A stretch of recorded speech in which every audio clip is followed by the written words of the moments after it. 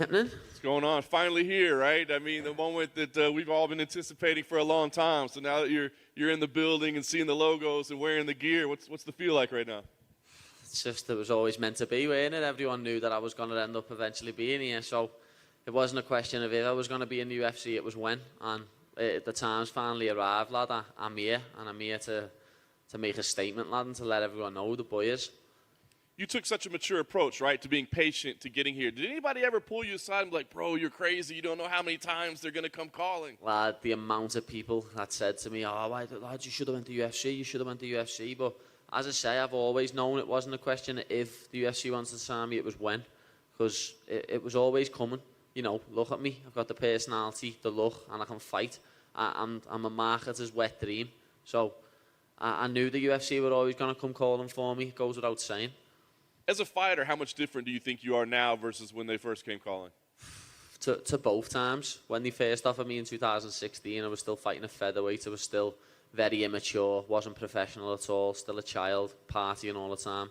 And then when they offered me again in 2018, and I turned them down the second time, I wasn't even a proper lightweight then. I was still a boy in a fighting men. I didn't even have a proper S&C regime. You know, I've got a ridiculous S&C coach now, Paul Reed, and you'll see on Saturday night the physique of me. I'm a different animal because of him. I'm an absolutely different breed. I'm a specimen now. Back then I was just a fighter. Everything was going off heart and skills and talent, and now I'm an athlete, and it's gonna be unbelievable Saturday night when I put it on Luigi and go home with a nice bonus.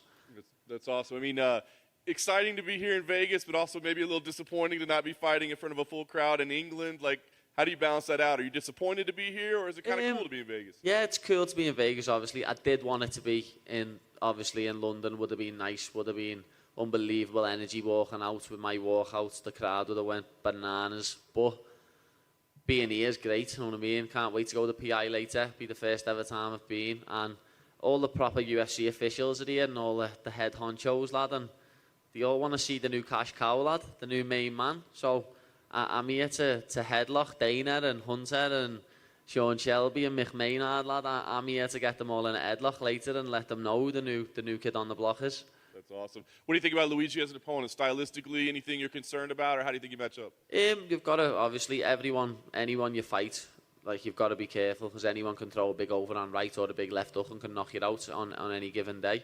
But I think wherever the fight goes, I'm better than him. If he wants to strike with me, I think I'll TKO or knock him out.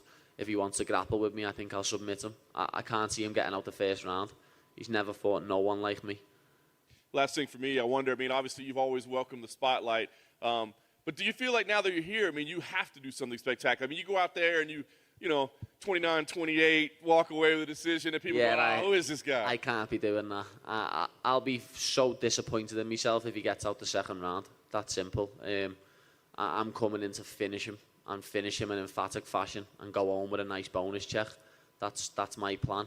I'm going to be the new face of this sport, lad, and I'm not going to do that with a 29-28 decision. All right, Paddy. You said you mentioned you turned him down twice before, but now that you're finally here, does this feel like the perfect moment for you to actually come here? Does this feel like, yeah, I nailed the timing, I was right to do it before, now? Yeah, it is. Like, looking back now, as I say, I was still a child. First time, I was not professional at all. I was out partying all the time. Wasn't even making weight correctly. I was doing like 8 kilo weight cuts to make featherweight. I was hurting my own body. And then again, the second time, I was just fresh off hand surgery. And as you could tell, the fight after, where I got offered the second UFC contract, I lost because I couldn't finish a rear naked choke because my hand was that cabbaged. So I know for a fact that I've come at the right time. If I would have come back then, everyone would have called me a hype train, because I would have went like 2-2 or 3-2, and you never know, you could get cut. And when you're on the chopping board, lad, you're no good, are you?